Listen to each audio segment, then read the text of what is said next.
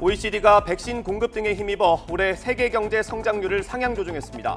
한국의 경제 성장률도 3.3%에서 3.8%로 전망치를 높였습니다. 미국이 제공하는 얀센 백신 100만 명분의 온라인 사전 예약이 오늘 새벽 0시부터 시작됐습니다. 예약 신청이 한꺼번에 몰리면서 한때 대기자가 6만 명을 넘는 등 혼잡이 빚어졌습니다. 집단 감염이 곳곳에서 이어지는 가운데 서울 강북구의 한 고등학교에서 고3 학생과 학부모 등 30여 명이 무더기로 코로나19에 확진됐습니다. 전교생이 원격 수업에 들어갔고 수능 모의평가도 온라인으로 전환됐습니다. 민주당의 청문 보고서 단독 채택과 문재인 대통령의 재가에 따라 김호수 신임 검찰총장이 오늘부터 임기를 시작합니다. 국민의힘은 의회 독재라며 반발하고 있습니다. 윤석열 전 검찰총장이 국민의힘 중진 의원들을 잇따라 만나 정권 교체에 대한 의지를 보인 것으로 확인됐습니다. 민주당은 윤 전 총장의 가족 관련 의혹을 중심으로 사실상 공세에 들어갔습니다. 전북 익산에서 시의원이 감사 도중 정치인은 시민의 대표니까 욕을 할 수 있다면서 막말을 해 파문을 일고 있습니다. 더불어민주당은 당 차원에서 필요한 조치를 취하기로 했습니다. 여러분 안녕하십니까? 6월 1일 굿모닝 화이팅 시작합니다. 서울 강북구에 있는 한 고등학교에서 고3 학생과 학부모까지 모두 30여 명이 코로나19에 감염됐습니다. 전교생이 원격 수업에 들어갔고 고3 학생들은 모레 수능 모의평가도 온라인으로 치르기로 했습니다. 김승환 기자입니다. 서울 강북구에 있는 한 고등학교 문이 굳게 닫혀 있습니다. 이 학교에 다니는 고3 학생 30명과 학부모 2명이 코로나19 확진 판정을 받았기 때문입니다. 처음 확진 사실이 알려진 3학년 학생 1명을 제외하곤 모두 무증상 확진자였습니다. 환자를 특정하기가 어려운 게 지금 얘가 맨 처음인 줄 알았는데 더 전에 증상이 있었던 애도 있었다 그러고 그래서 지난달 30일 첫 환자가 확인된 뒤 3학년 학생들 가운데 집단 감염이 발생하자 1, 2학년 학생들도 검사를 받고 있습니다. 학교 측에서는 교내에 긴급히 선별진료소를 설치해 추가 확진자가 있는지 확인 작업을 벌였습니다. 교내에서 확진자가 잇따라 나오면서 오는 14일까지 전학년 수업이 비대면 원격으로 전환됐고 모레 고3 수능 모의평가도 온라인으로 치르기로 했습니다. 학교에서 집단 감염 사례가 나오면서 2학기 전면 등교 확대에도 빨간불이 켜지게 됐습니다. 2학기에 개학하기 전까지의 코로나19의 발생 상황과 또 위험도를 평가를 해서 등교에 대한 부분을 교육부와 지속적으로 협의를 해서 최근 전국적으로 신규 확진자는 하루에 400에서 700명대를 오르내리고 있습니다. 그런 만큼 확진자가 다소 적게 나오더라도 유행 확산세가 꺾였다고 보기는 어렵다는 게 방역당국의 설명입니다. YTN 김승환입니다. 국내 코로나19 감염이 곳곳에서 이어지면서 어제 0시부터 밤 9시까지 전국에서 양성 판정을 받은 신규 확진자는 모두 427명으로 집계됐습니다. 그제 같은 시간에 집계된 395명보다 32명이 많습니다. 확진자가 나온 지역을 보면 수도권이 275명으로 64.4%, 비수도권이 152명으로 35.6%입니다.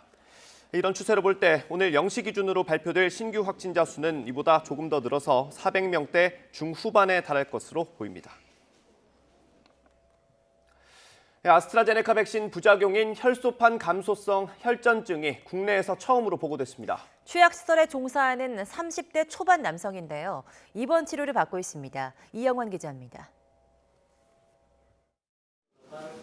혈소판 감소를 동반하는 희귀혈전증 사례가 국내에서 처음 확인됐습니다.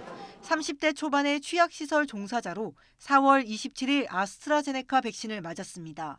접종 뒤 심한 두통이 이어졌고 경련까지 나타나 검사받은 결과 뇌정맥동 혈전증 진단을 받았습니다. 앞서 20대 구급대원이 같은 진단을 받긴 했지만 혈소판 감소는 나타나지 않아 아스트라제네카 부작용에 부합하는 건 이번 사례가 처음입니다. 이번 환자는 혈소판 감소성 혈전증으로 확정할 수 있습니다.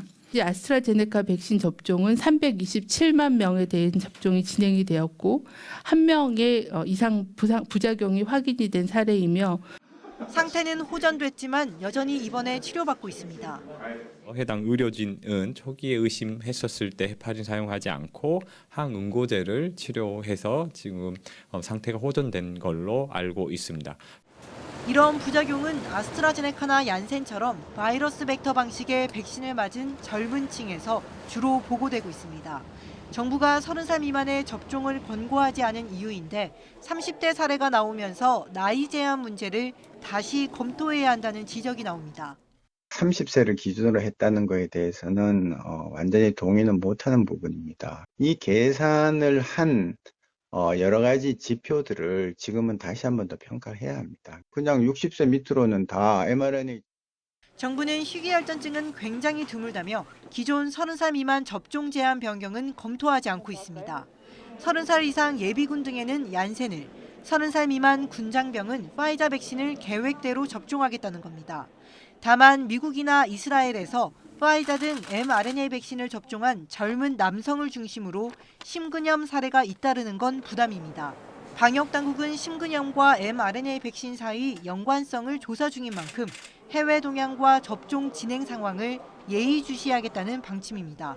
YTN 이영훈입니다. 미국 정부가 제공하는 얀센 백신의 온라인 사전 예약이 오늘부터 시작됐습니다. 네, 접종은 이번 달에 완료될 예정인데요. 이렇게 되면 상반기 접종 인원이 1,400만 명에 달할 것으로 보입니다. 보도에 박홍구 기자입니다. 얀센 백신 100만 명분에 대한 사전 예약이 오늘 새벽 0시부터 시작됐습니다. 1991년 12월 31일 이전에 출생한 만 30세 이상 예비군, 민방위 대원과 군 관련 종사자 등이 대상입니다. 군 관련 종사자는 국방부와 방위사업청, 병무청 직원과 현역 군 간부의 가족, 부대에 고정 출입하는 민간 인력 등입니다. 370만 명 정도가 대상으로 파악되는데 선착순 마감이어서 클릭 경쟁이 치열할 것으로 예상됩니다. 이 시기에 접종받지 못한 대상자들께서는 3분기 7월부터 9월 사이에 일반 국민 대상 접종 시기에 접종을 받으실 수 있다는 점도 다시 한번 안내를 드립니다. 접종은 60세 이상과 마찬가지로 위탁 의료기관에서 진행하며 6월 10일 시작해 20일에 마감할 예정입니다. 자녀 백신도 카카오나 네이버 앱을 통해 예약할 수 있도록 협의가 진행 중입니다. 얀센 백신 100만 명 접종은 애초 정부의 접종 계획에는 포함되지 않은 내용입니다. 따라서 기존 1,300만 명 접종 목표를 달성하면 1,400만 명 접종이 가능한 상황이라고 정부 관계자는 밝혔습니다. 1,400만 명은 총 인구 5,135만 명의 27%에 해당합니다. 방역당국은 얀센 백신의 부작용 우려에 대해 매우 드물게 발생하고 있으며 백신 접종으로 인한 위험보다는 이득이 크다고 판단해 접종을 진행한다고 설명했습니다. 얀센 백신을 싣고 오기 위한 군 수송기는 이번 주 중반에 미국 현지로 출발해 이번 주말에 국내에 도착할 예정입니다. YTN 박홍구입니다. 코로나19 얀센 백신 사전 예약이 0시부터 시작된 가운데 한때 대기자가 6만 명을 넘는 등 예약자가 한꺼번에 몰리면서 혼잡이 빚어졌습니다.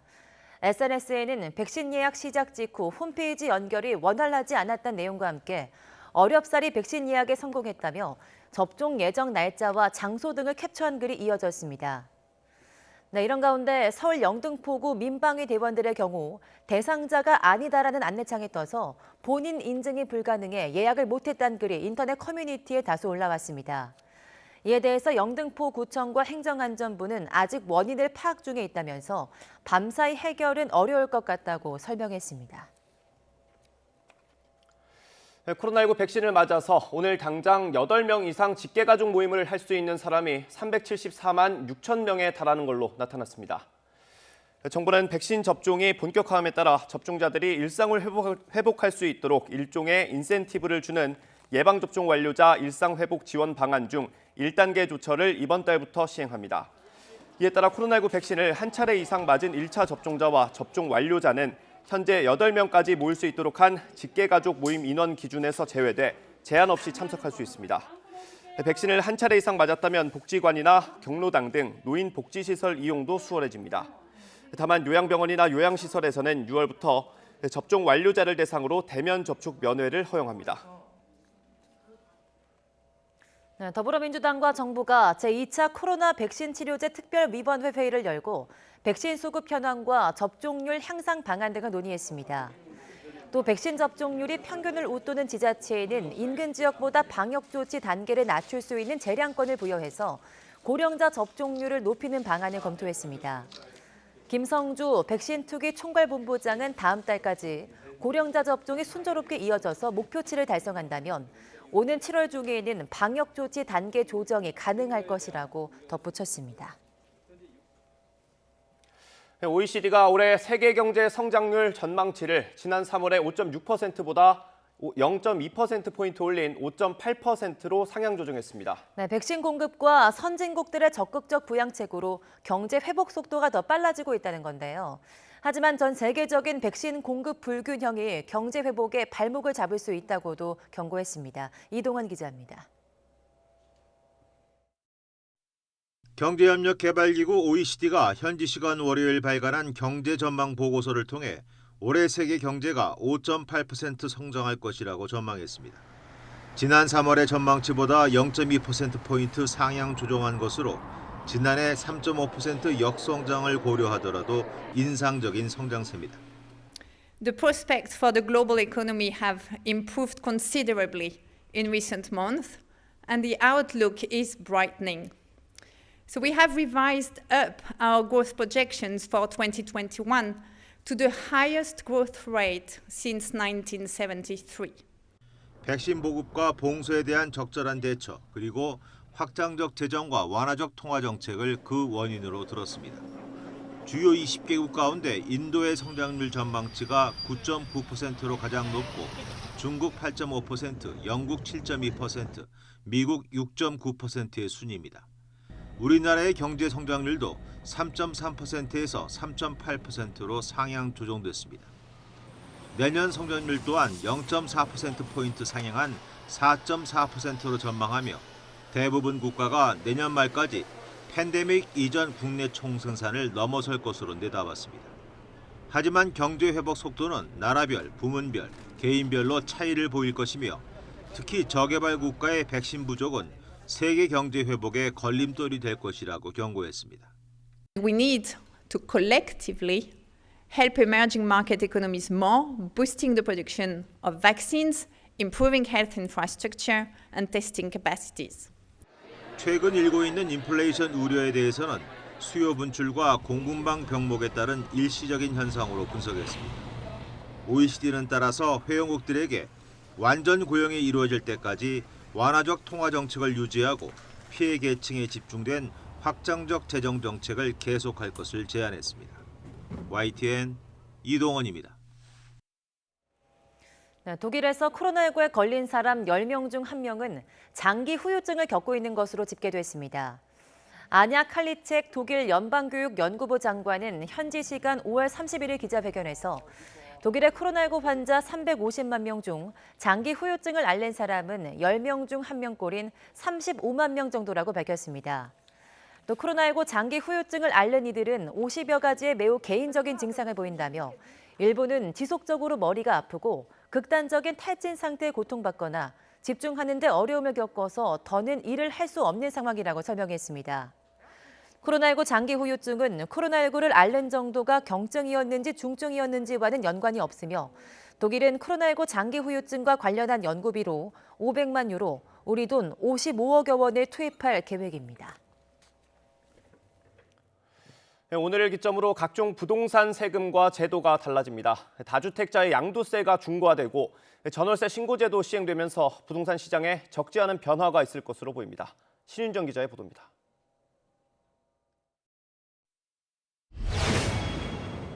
오늘부터 다주택자가 집을 팔 때 적용되는 양도세 최고세율이 75%로 뜁니다.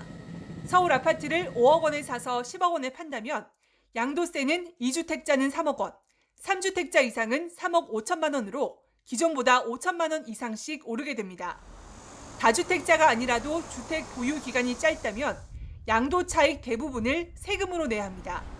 집이 1억 오른다 해도 1년 안에 팔면 양도세로 7,500만 원을 내야 하기 때문에 다른 거래세를 고려하면 사실상 남는 게 없습니다. 투기 수요를 차단하는 데 효과가 있지만 부동산 거래를 크게 위축시킬 거란 우려도 나옵니다. 6월 1일 이후에는 거래량이 급격하게 감소하는 거래 절벽과 매물 잠김 현상이 더 심해질 것으로 예상됩니다. 임대차 보호 3법의 마지막 조각인 전월세 신고제가 오늘부터 시행돼 전세와 월세를 계약하면 한 달 안에 신고해야 합니다. 전월세 거래 정보가 투명하게 공개되고 확정일자가 자동으로 부여돼 세입자 보호가 한층 강화될 것으로 보입니다. 단 집주인들이 임대소득이 노출되면 각종 세금을 더 낼 것을 우려해 전셋값이나 월세를 미리 올리거나 매물을 아예 걷어들일 수도 있습니다. 전월세 신고제까지 시행이 되면서 임대차 3법이 본격적으로 가동돼서 민간 아파트 전세 물건이 더 부족해질 가능성이 제기되고 있습니다. 오늘 기준으로 집주인에게 매겨지는 보유세가 작년보다 강화됩니다. 올해부터 공시가격 현실화 로드맵이 적용되는 데다 다주택자 종부세율도 작년보다 배 가까이 오릅니다. 문제는 1가구 1주택의 경우 종부세를 누가 낼지 아직 확정되지 않았다는 겁니다. 더불어민주당 부동산 특위는 주택가격 상위 2%를 제안했는데 정부 여당은 공청회 등을 거쳐 이번 달 중에 결론 낼 방침입니다. YTN 신윤정입니다. 중산층이 월급을 꼬박 모아서 서울에서 내 집 마련을 하는데 18년쯤 걸리는 것으로 나타났습니다. 정부의 잇따른 대책에도 불구하고 집값이 안 잡히면서 서울 아파트의 중간 정도 가격은 10억 원에 달했습니다. 보도에 김상우 기자입니다. 아파트 공화국이라고 불리는 서울. 수많은 서울의 아파트를 가격 순서대로 줄 세웠을 때 중간값이 어느 정도인지 알아봤습니다. 2015년 6월 처음 5억 원을 기록한 후 지난해 1월 9억 원을 돌파했고 이후 더 뛰어 현재 10억 원쯤 됩니다. 정부의 계속되는 주택 대책 발표에도 불구하고 잡히지 않는 집값. 이번에는 서울에서 내 집 마련에 걸리는 기간을 계산해봤습니다. 올 1분기 통계청 가계동향 조사를 바탕으로 중산층이 월급을 전혀 쓰지 않고 모아서 살 경우 18년에 육박할 정도로 길어졌습니다. 1년 전과 비교해보면 3년 6개월이 더 증가했고 석 달 전과 비교해보면 1년이나 증가한 것입니다. 소득 증가율에 비해서 집값이 더 빠른 속도로 오르고 있는데 그 격차만큼 서민들의 내 집 마련 기간이 길어지고 있다고 볼 수가 있겠습니다. 집값 상승으로 서울 외곽으로 내 집이든 전세든 찾아 나서는 상황. 그렇다면 수도권의 평균 아파트 가격은 어떨까? 2016년 10월 처음 4억 원을 돌파한 뒤 2년 1개월 만인 2018년 11월 5억 원을 넘어섰고 이후 계속 올라 지난해 8월 약 5억 9천만 원, 10월에는 6억 원을 돌파하며 지금은 7억 원쯤이 됐습니다. 최근 9개월간 1억 원 넘게 상승한 것입니다. 수도권의 아파트 평균 전셋값도 올해 1월 처음 4억 원을 돌파한 뒤 계속 올라 이달 4억 2,044만 원을 기록해 올해 들어서만 2천만 원 넘게 올랐습니다. YTN 김상호입니다. 더불어민주당 부동산특별위원회가 오늘 경기 인천 지역의 기초단체장들과 만나서 주택 공급 대책을 논의합니다. 서철모 화성시장을 비롯해 송영길 대표의 공급 대책, 누구나 집 프로젝트에 적극적인 단체장들이 다수 참석하는 만큼 시범사업 구체화 방안도 함께 다뤄질 것으로 보입니다. 부동산 투기 의혹과 관련해 정부 합동특별수사본부가 현역 국회의원 16명을 수사하는 것으로 확인됐습니다. 최승열 경찰청 수사국장은 기자간담회에서 국민의힘이 최근 수사 의뢰한 전현직 의원과 공직자 85명을 정리한 결과 현직 의원 4명이 추가로 수사 대상에 포함됐다고 밝혔습니다. 현재 특수본이 수사하는 대상은 지방공무원 176명, 국가공무원 86명, LH 직원 77명, 지방의원 55명, 국회의원 16명 등 모두 2,700여 명입니다. 정부가 내일 공직자의 부동산 투기 관련 조사와 수사 중간 결과를 발표합니다. 김부겸 국무총리는 내일 오후 3시 정부 서울청사에서 검찰청과 경찰청, 국세청, 금융위 등 4개 부처 장차관이 자리한 가운데 관계부처 합동 브리핑을 열고 부동산 투기와 관련한 중간 결과를 발표할 예정입니다.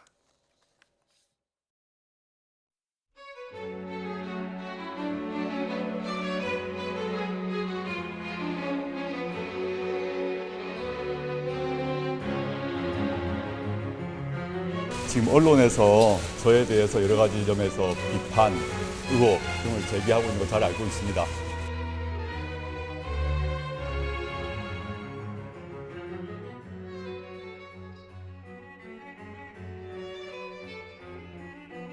재판부의 선입견이나 예단, 어떤 편견들이 상당히 작용한 매우 나쁜 판례가 아닐까 생각됩니다. 자기들 마음에 안 맞으면 모두 적폐로 몰고 부정하는 것인데 스스로의 존재, 대한민국의 헌정 질서를 부정하는 일입니다.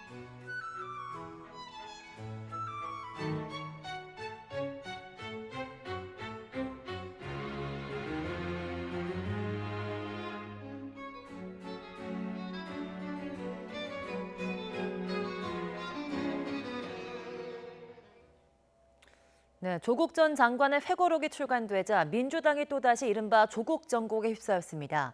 대선 주자들을 비롯한 여당 인사 대부분이 조 전 장관 감싸기에 나선 가운데 송영길 대표가 조만간 입장을 밝힐 것으로 보입니다. 차정윤 기자입니다. 조국 전 장관의 회고록 조국의 시간이 서점에 깔리기 시작했습니다. 지난 2019년 8월 법무부 장관 후보자로 지명된 뒤 낙마하게 된 과정, 그리고 윤석열 전 총장이 이끈 검찰의 기소로 불붙은 조국 사태에 대한 조 전 장관의 생각을 고스란히 담았습니다. 정식 출간 전에 이미 민주당에선 조국의 시간이 시작됐습니다. 한 의원은 강성 지지자들의 글을 공유하며 회고록 출간을 적극 반기는 반면 국민의힘은 이준석 돌풍이 부는데 민주당은 조국 수렁에 빠졌다고 안타까워하는 다른 의원의 입장도 전해졌습니다. 경선을 앞두고 친문 표심에 촉각을 세운 여당 대선 주자들은 대부분 조국 감싸기에 나선 상태입니다. 검찰의 거의 소탕에 가까운 과잉 수사로 한 가정이 입었던 상처에 대해서도 우리가 충분히 배려해야 한다고 생각합니다. 국민들께서 가장 바라는 개혁이 바로 검찰개혁이에요. 완결될 때까지 최선을 다해야 된다는 게 제 입장입니다. 이처럼 조국 정국 재연 조짐이 일자 가장 곤혹스러운 건 역시 송영길 대표를 포함한 민주당 지도부입니다. 대선 경선 국면을 앞둔 시점에 4월 재보궐선거의 주요 패배 이유로 꼽히는 내로남불 불씨가 되살아날 수 있다는 위기감 때문입니다. 송영길 대표는 현재 조국 사태와 관련해 각계각층의 의견을 취합하고 있는 것으로 전해졌습니다. 지금 그 얘기를 할 때가 아니고. 내일은 송영길 대표 취임 한 달 기자회견이 예정되어 있습니다. 여기서 조국 전 장관 회고록을 둘러싼 민주당 내 갑론을박에 대해 자신의 입장을 밝힐 것으로 예상됩니다. YTN 차정훈입니다. 네, 국민의힘 당권 주자들이 첫 TV 토론에서 대선 시간표를 두고 격돌했습니다. 당의 시간표대로 원칙을 지키는 게 공정이란 주장과 당의 시간표만 고집하다간 대선에서 야권 후보가 분열할 수 있다는 반박이 맞섰습니다. 부장원 기자입니다. 첫 토론회에서 맞붙은 국민의힘 당대표 후보들에겐 1년도 남지 않은 대선이 최대 쟁점이었습니다. 대선 후보를 뽑는 당의 시간표를 버스 시간표에 비교하면서 치열한 논쟁이 벌어졌습니다. 단일화라는 정주장도 있고요. 초기에 우리 경선에 합류하는 정주장도 있습니다. 그것은 더 이상 밖에 있는 주자들의 선택입니다. 그렇다면 윤석열 후보가 우리 당에 들어오지 않았어도 그냥 버스는 출발하겠다는 주자에 맞춰가지고 룰을 세팅하자고 할 수 있는지 궁금하고요. 윤석열이라는 이름을 지금 이 자리에서 거론하는 순간 나경원 의원께서는 머리에 윤석열밖에 없다는 것을 증명하는 것이고 우리가 먼저 출발하게 되면 우리 당내에 있는 후보들만 올라타게 됩니다. 우리 당내에 있는 원희룡, 유승민 후보를 생각할 수 있겠죠. 나경원 전 의원과 조호영 전 원내대표는 대선의 야권 분열을 막으려면 경선 일정을 미룰 수도 있다며 통합을 강조했지만 그것이 자칫 잘못하면 야권 분열된 상태로 대선을 치를 수 있는 위험이 있다. 그 위험에 대해서는 생각해보지 않았는지. 조경태, 홍문표 의원은 당의 원칙을 바로 세우는 게 자강이자 공정이라는 이준석 전 최고위원과 뜻을 같이 했습니다. 우리 당 스스로가 타 후보, 외부에서 있는 인사에 대해서만 눈치를 살피다 보면은 저는 시간을 놓칠 수가 있다는 거지요. 그냥 뭐 9월이든 10월이든 8월에 뭘 한다. 그럼 누가 온다는 보장이 없이 하나의 가설로 지금 얘기하는 건데 그것 때문에 원칙이 흔들리는 것은 저는 안 된다. 예비 경선에서 1위를 차지한 이준석 전 최고위원에게 질문이 집중됐지만 중진들의 신경전도 치열했습니다. 본인도 총선에 실패하고 그다음에 우리 당이 총선에 참패를 하고 또 한 두어 달 전에는 이제 서울시장 나오셨다가 실패를 하고 당대표가 같은 영남 출신이 오시는 것은 좀 우리 당이 지역적으로 확장되는 좀 한계가 있지 않느냐. 자강이 우선이냐, 통합이 우선이냐. 당권 주자마다 중점을 두는 곳은 조금 달랐지만 당대표가 된다면 정권 교체를 이뤄내기 위해 호감 가는 정당으로 탈바꿈시키겠다는 데는 모두 한 목소리를 냈습니다. YTN 부장원입니다. 네, 야권 유력 대선 주자인 윤석열 전 검찰총장이 검찰 출신인 국민의힘 권성동 의원을 만나서 정권 교체에 대한 의지를 보인 것으로 확인됐습니다. 민주당은 가족 관련 의혹들을 중심으로 윤 전 총장에 대한 공세에 사실상 들어갔습니다. 이경국 기자입니다. 다정한 모습으로 함께 선 윤석열 전 검찰총장과 국민의힘 권성동 의원. 지난 29일 강릉을 찾은 윤 전 총장이 지역구 의원인 권 의원과 저녁 식사를 함께 했습니다. 둘은 어린 시절을 함께 보낸 동갑내기 중마고우입니다. 윤 총장의 외가와 우리 애가가 같은 동네에 거의 뭐 이웃집이나 마찬가지일 정도로 가까이 있었어요. 같이 어울려서 그렇게 놀았죠. 제1야당 소속이자 검찰 출신인 중진 의원과의 만남이란 점에서 이전 행보와는 분명한 차이점이 있습니다. 이 자리에서 윤 전 총장은 문재인 대통령의 국정 운영을 비판했고 시민들과 자연스럽게 만나는 과정에서 정권 교체에 대한 의지도 드러낸 것으로 전해졌습니다. 정권 교체를 해달라 뭐 이런 주문들을 많이 하니까 그런 자리에서 뭐 최선을 다하겠습니다. 열과성을 다하겠습니다. 잠행을 이어가며 대선 수업을 받아온 윤 전 총장이 이처럼 정치권 쪽으로 점점 다가서자 민주당은 하루라도 빨리 공개 검증 대상에 올라야 한다고 목소리를 키우고 있습니다. 송영길 대표는 진보단체 지표에서 윤 전 총장 관련 사건 파일을 차곡차곡 준비하고 있다고 경고하기도 했습니다. 또 대선 주자인 정세균 전 국무총리는 SNS에서 도덕성이 지도자의 가장 큰 덕목이라며 윤 전 총장이 부인의 비리 의혹, 장모의 사기 의혹을 있는 그대로 밝혀야 한다고 꼬집었습니다. 이낙연 전 대표는 국격에 맞는 지도자가 필요하다며 우회적으로 비판했습니다. 국격에 맞는 지도자가 누구냐 또는 지도자를 어떻게 보느냐 하는 것은 국민의 몫이니까요. 국민의힘 당권 주자인 이준석 후보가 윤 전 총장에게 공격을 받아칠 비단 주머니 3개를 주겠다고 공언하자 여권의 반발은 더욱 거세졌습니다. 다른 주자들에 비해 비교적 짧은 시간에 대권 수업을 받아야 하는 윤석열 전 총장, 대선 주자로서의 시간이 점점 다가오고 있습니다. YTN 이경국입니다. 네, 더불어민주당 초선 의원들이 오는 3일 오전 청와대에서 문재인 대통령과 차담회를 갖습니다. 문 대통령이 총선 이후 민주당 초선 의원들과 만나는 것은 이번이 처음으로 이번 자리는 초선 의원들의 건의로 이루어졌습니다. 민주당 초선 의원들은 이 자리에서 4차 재보선 참패 이후 쓴소리 민심부터 부동산 정책 등 각종 국정 운영 방향에 대해 의견을 전달할 것으로 보입니다. 김호수 신임 검찰총장이 오늘 임기를 시작합니다. 취임하자마자 현 정부 인사들이 연루된 민감한 사건들을 어떻게 처분할지 결정해야 합니다. 취임 전부터 논란이 된 정치적 중립성이 시험대에 오른 셈입니다. 나혜인 기자의 보도입니다. 김호수 신임 검찰총장의 정치적 중립성은 총장 후보로 거론될 때부터 화두였습니다. 현 정부 들어 법무부 차관으로 박상기, 조국, 추미애 전 장관을 잇따라 보좌했고 공정거래위원장 등 요직마다 단골로 후보에 이름을 올렸기 때문입니다. 제가 검사로 재직하는 동안 정치적 중립성과 관련된 논란은 저는 한 번도 없었다고 생각하고요. 모든 검사들이 선호하는 중앙지검 특수일부장을 소위 이전 정부에서 역임을 했고요. 김 총장 스스로는 논란을 일축했지만 당장 취임하자마자 현 정권 인사들이 연루된 사건들을 어떻게 처분할지 이목이 쏠립니다. 월성원전 경제성 평가 조작 의혹 사건을 수사해온 대전지검은 이미 백운규 전 산업통상자원부 장관과 최이봉 전 청와대 산업정책비서관 등 핵심 인물들을 재판에 넘기겠다고 대검찰청에 보고한 상황입니다. 김학의 전 차관 불법 출국 금지 의혹을 수사하는 수원지검도 이광철 청와대 민정비서관을 기소하겠다는 방침을 대검에 전달했습니다. 두 사건 모두 직무대행이던 조남관 대검차장이 결론을 내지 않으면서 김 총장에게 공을 넘겨놨습니다. 만약 김 총장이 수사팀 의견과 엇박자를 낸다면 곧바로 방탄총장이라는 비판에 직면할 가능성이 큽니다.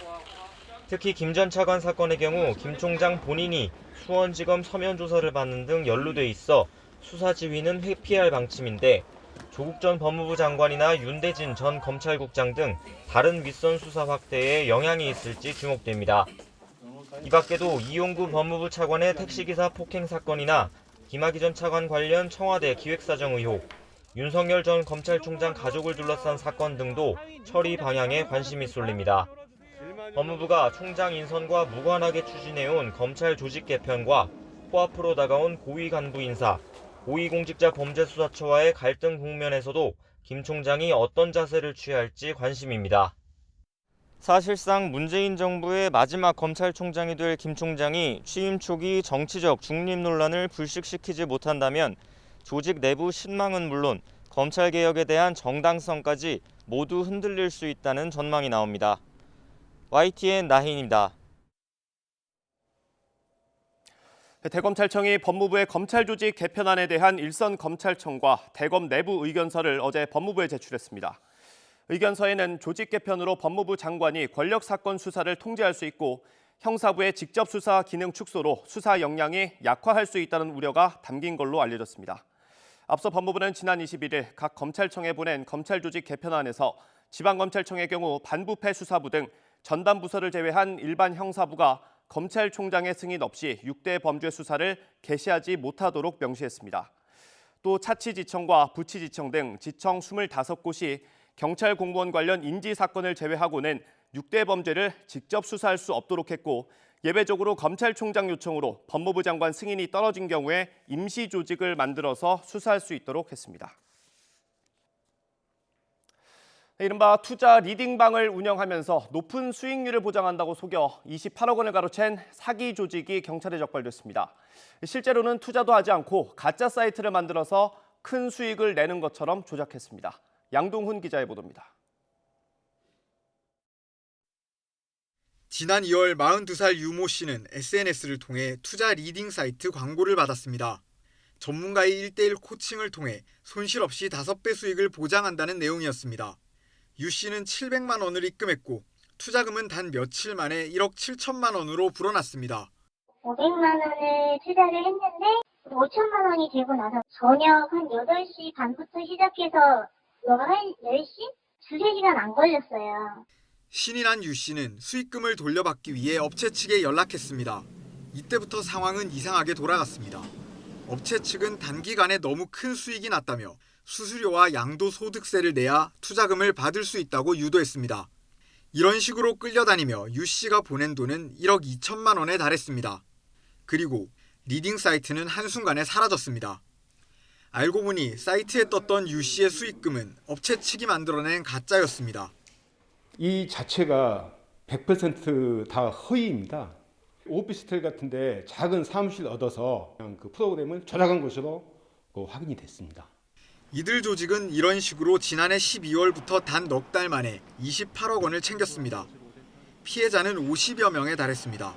사기 조직이 마지막으로 사용했던 오피스텔 건물입니다. 일당은 경찰 추적을 피하기 위해 한 달 단위로 오피스텔을 옮겨 다니며 범죄를 저지른 것으로 조사됐습니다. 이들 일당은 범죄 수익금으로 고가의 외제 차를 타고 다니며 호화 생활을 즐긴 것으로 드러났습니다. 피해금을 끝까지 추적해서 이번에 피해 입으신 분들한테 모두 돌려줄 수 있는 방향으로 최선을 다하겠습니다. 적발한 조직원 15명 가운데 12명을 구속한 인천경찰청은 보강 수사를 통해 범죄단체 조직죄 등을 적용할 수 있을지 검토하고 있습니다. YTN 양동훈입니다. 성착취 영상물을 제작하고 유포한 혐의로 1심에서 징역 45년을 선고받은 텔레그램 박사방 운영자 조주빈의 항소심 선고 결과가 오늘 나옵니다. 서울고등법원은 오늘 오후 2시 조주빈을 비롯한 박사방 운영진 등의 항소심 선고 공판을 엽니다. 앞서 결심 공판에서 검찰은 전무후무한 범죄를 저지르고도 범행을 축소하거나 회피하는 것에만 급급하다면서 조주빈에게 무기징역을 구형했습니다. 스토킹 끝에 서울 노원구 아파트에서 새 모녀를 살해한 혐의를 받는 김태현의 첫 재판이 오늘 열립니다. 살인과 특수주거침입 등 5개 혐의로 구속 기소된 김태현의 첫 공판은 오늘 오전 11시부터 서울 북부지방법원에서 진행됩니다. 김태현 측 변호인은 김태현이 검찰에서 적용한 혐의를 모두 인정하고 있고 반성문도 수차례 법원에 냈다고 밝혔습니다. 요양병원을 운영하면서 요양급여를 부정수급한 혐의를 받고 있는 윤석열 전 검찰총장의 장모에게 징역형이 구형됐습니다. 서울중앙지검은 어제 윤 전 총장의 장모 최모 씨가 병원 운영에 관여한 것이 명백하고 공범들의 범행 실행을 적극적으로 저지하지 않았다면서 징역 3년을 구형했습니다. 이에 대해 최 씨 측 변호인은 사실에 대한 현저한 오인이 있다고 주장했고 최 씨도 병원을 개설할 때 돈을 꿔준 것뿐이라고 혐의를 부인했습니다. 한라산 백록당 암벽의 일부가 무너져 내린 것으로 확인됐습니다. 한라산 국립공원 사무소는 해발 1,800m 높이 백록담 남서쪽 암벽의 일부가 무너져 내렸으며 붕괴 면적은 200제곱미터가량으로 추정된다고 밝혔습니다. 또 백록담은 자연적인 풍화작용으로 암석이 지속해서 떨어져 나가고 있지만 붕괴 지점이 하얗게 보일 정도로 떨어져 나가는 사례는 드물다고 전했습니다. 지금 제 옆으로 보시는 화면은 지난달 26일 있었던 전북 익산시의회 행정사무감사 모습입니다. 그런데 질의를 하던 더불어민주당 조남석 시의원이 정치인은 시민의 대표니까 욕을 할 수도 있다면서 비속어 섞은 막말을 해서 파문을 일고 있습니다. 김민성 기자의 보도입니다. 지난 26일 익산시의회 행정사무감사. 익산 국가식품 클러스터에 대한 질의를 하던 더불어민주당 조남석 시의원. 느닷없이 욕을 합니다. 라고 욕할 수도 있습니다. 정치인들은 시민의 대표니까 안 그래요? 할 수 있지 않습니까? 부장님. 할 수 있어요, 없어요? 보다 못한 사회자가 말려보지만 정치적인 얘기는 좀 감사기 시간이니까 좀 삼가해 주세요. 시민들이 나중에 볼 건데. 오히려 자신이 선출직인 점을 강조하며 말을 이어갑니다. 아니 시민이 보라고 말씀하는 거 아닙니까? 그러면 정리 좀 시민들이 뽑아준 내세워갖고 여기 있는 거고. 이러한 발언은 한국식품산업클러스터진흥원 노조가 더불어민주당 김수흥 의원에게 사과를 요구하는 성명서를 낸 것을 문제 삼은 거로 보입니다. 당시 노조는 김 의원이 근거 없는 사실로 직원에게 인격적인 모독을 줬다고 규탄한 바 있습니다. 김수흥 의원이 갑질 논란으로 한 차례 홍역을 치르는가 했더니 김 의원 지역구에 있는 시의원이 과잉방어로 오히려 문제를 키우는 모양새입니다. 이에 대해 조남석 시의원은 입장문을 내고 부적절한 언행일 수는 있지만 부디 시의원 역할을 충실히 할 수 있도록 재갈을 물리지 않기를 부탁한다고 덧붙였습니다. 더불어민주당 전북도당은 중앙당 차원의 대응을 지켜본 뒤 필요한 조치를 하기로 했습니다. YTN 김민성입니다. 450억.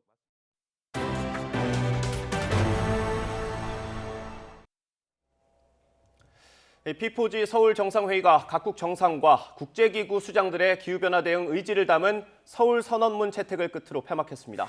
네, 서울 선언문에는 포용적인 녹색 회복을 통한 탄소 중립 비전 실현에 국제사회가 적극적으로 공동 대응하자는 내용이 담겼습니다. 백종규 기자입니다. P4G 서울 정상회의 둘째 날 정상들이 탄소 중립 비전 실현 방안을 두고 열띤 토론을 벌였습니다. Many of the promises of 2050 without accompanying plans for 2020 to 2030 leave many of us wondering about the future. 30 years is a long time from now. Create the right incentive for low carbon growth by pricing carbon emissions and providing clear forward guidance for the future price trajectory. 정상 토론 세션을 주재한 문재인 대통령도 포용적 녹색 회복 달성을 위한 국제사회 협력을 강조했습니다.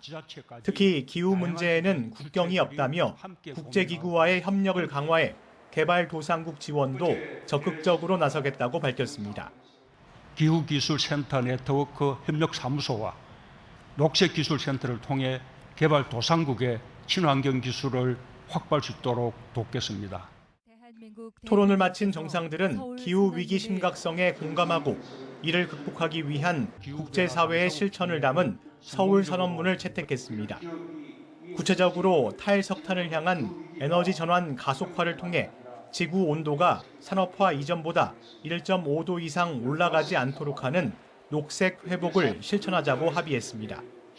또 해양 오염 심각성에도 인식을 같이 하고 해양 플라스틱 문제 해결을 위해 국제적 결속이 필요하다는 데 뜻을 모았습니다. 올해부터 필리핀, 인도네시아와 해양 쓰레기 관리 역량을 높이는 사업을 진행하고 있습니다. UN 차원의 해양 플라스틱 대응 논의를 다시 한번 촉구합니다.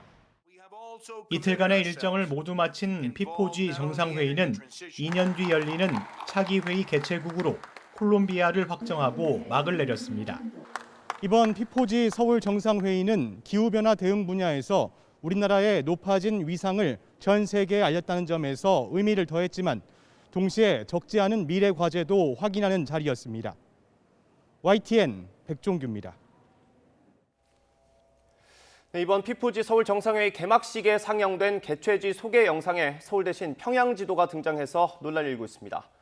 그제 오후 서울 동대문 디자인 플라자에서 열린 개회식에서는 한반도 지도 가운데서 줌아웃하며 개최지를 소개하는 영상이 상영됐습니다. 그런데 이 영상에서 줌아웃을 한 출발점이 서울이 아닌 평양의 능라도인 것으로 확인돼서 국제적인 망신이라는 비판과 함께 의도한 것 아니냐는 논란이 일었습니다. 청와대는 이와 관련해 P4G 준비 기획단에서 외주 제작한 영상으로 미리 걸러내지 못한 아쉬움은 있지만 의도한 건 아닌 단순 실수라고 설명했습니다. P4G 준비 기획단도 영상 제작사의 실수로 오류가 있었다고 인정하고 영상을 수정했다고 밝혔습니다.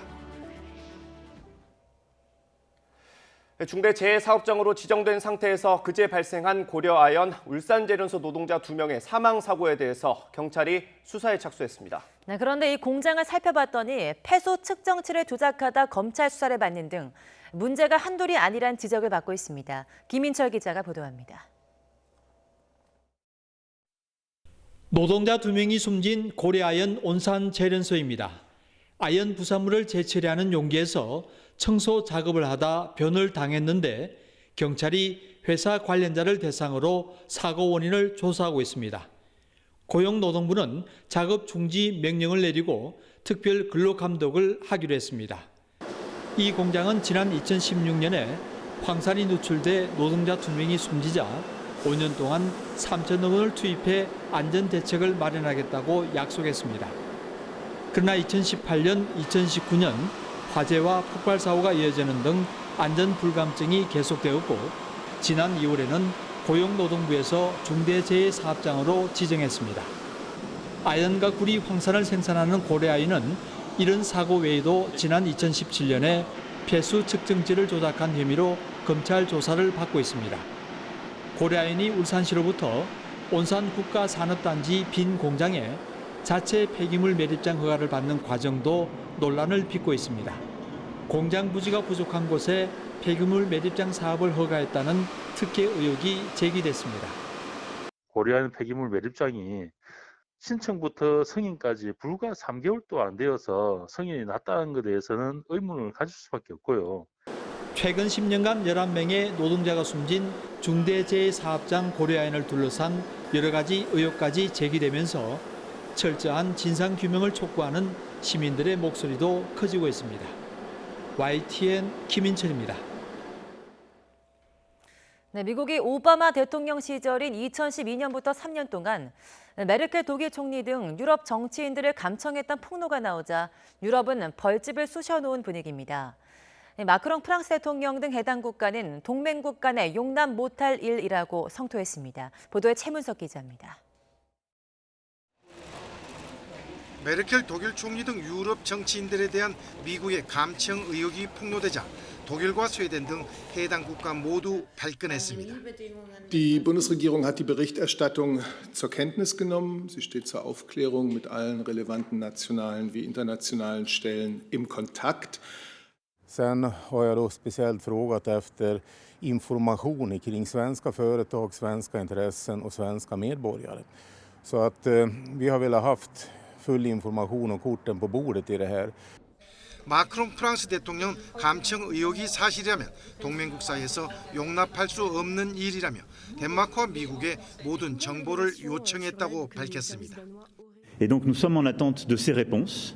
Ce sont les personnes qualifiées qui auront ces échanges, d'une part pour apporter toute la clarté sur ces faits passés et surtout apporter toute la clarté sur les pratiques présentes. 감청 당사자로 거론된 메르켈 독일 총리는 마크롱 대통령의 발언에 동의한다는 입장을 밝혔습니다. 덴마크 공영라디오 DR은 일요일 미국 국가안보국이 2012년부터 3년 동안 덴마크 군사정보국의 협조를 얻어 독일과 스웨덴, 노르웨이, 프랑스의 고위층을 감청한 것으로 드러났다고 보도했습니다. 미 국가안보국은 덴마크 인터넷 케이블망과 첩보 시스템으로 이들의 전화통화 내용과 문자 메시지뿐만 아니라 채팅 앱의 메시지까지 수집했습니다. 감청 당시는 조 바이든 미국 대통령이 오바마 행정부에서 부통령으로 재직하던 때입니다. 이번 의혹은 조 바이든 대통령이 참석하는 이달 중순 주요 7개국 정상회의와 나토 정상회의에서도 본격적으로 다뤄질 것으로 예상됩니다. YTN 최문석입니다. 네, 수십 년간 가족 계획을 추진하고 있는 중국이 자녀를 3명까지 낳을 수 있도록 허용하기로 했습니다. 이미 지난 2015년 한 자녀 정책을 포기했지만 저출산과 고령화 추세가 심각해지자 사실상 산하 제한을 폐지한 겁니다. 김태형 기자입니다. 중국이 부부가 3명까지 자녀를 낳을 수 있는 조치를 내놓았습니다. 시진핑 당 총서기 겸 국가주석이 주재한 공산당 중앙정치국 회의는 가족계획 정책 개선과 장기적인 인구 균형 발전에 관한 결정을 심의해 결론을 내렸습니다. 중앙정치국은 이번 조치가 인구 구조를 개선하고 인구 노령화에 적극 대응하는 국가 전략을 실현하며 인력 자원의 우세를 지키는 데 도움이 될 것이라고 평가했습니다. 지난해 11월 기준 중국의 인구는 14억 1,100여만 명으로 증가 추세를 이어갔지만 10년간 증가율이 5.38%에 그쳐 1960년대 이후 가장 낮았습니다. 특히 지난해 출생 인구는 1,200만 명으로 떨어지며 대기근으로 수천만 명이 숨진 1961년 이후 최저치였습니다. 중국은 인구 증가에 맞서 1978년 말 11기 3차 공산당 중앙위원회 전체 회의에서 한 자녀 정책을 도입해 시행하다가 2015년 10월 두 자녀 정책을 전면 허용했습니다. 그러나 인구 감소와 출산 기피 등으로 노령화와 저출산 추세가 심각해지자 이번 결정을 내렸습니다. 새 자녀 허용은 이미 예고돼 왔던 조치입니다. 低生育已经成为大多数发达国家普遍面临的问题，这也许将来也是中国要面临的现实的问题。中国呢将推动高质量发展，有针对性的制定人口的相关战略和政策。 중국의 변화는 미중 갈등 속에 인구가 곧 국력이라는 판단이 작용했다는 분석이 나옵니다. 중국 내 전문가들은 14억 인구가 곧 정점을 찍을 것이며 2, 3년 안에 인도에 인구 1위 자리를 내줄 것이라고 우려해 왔습니다. YTN 김태현입니다. 네, 오늘 아침 수도권과 강원 지방에 계신 분들은 우산 챙겨 나오셔야겠습니다. 지금 이 지역을 중심으로 비가 내리고 있는데요. 비는 다행히 아침 9시 이전에는 다 그치겠습니다. 낮 동안 구름만 많은 가운데 초여름 더위가 이어지겠습니다. 오늘 서울 낮 기온 25도까지 오르면서 어제보다 기온이 더 오르겠습니다. 레이더면을 보면 지금 북쪽에서 지나는 기압골이 영향으로 중북부 지방을 중심으로 산발적인 비가 오고 있습니다. 아침까지 경기 북부와 영서 북부, 서해 섬 지역에는 5에서 20mm, 서울 등 그 밖의 중북부 지방에는 5mm 미만의 비가 지나겠습니다. 낮 동안 구름 많은 가운데 초여름처럼 덥겠습니다.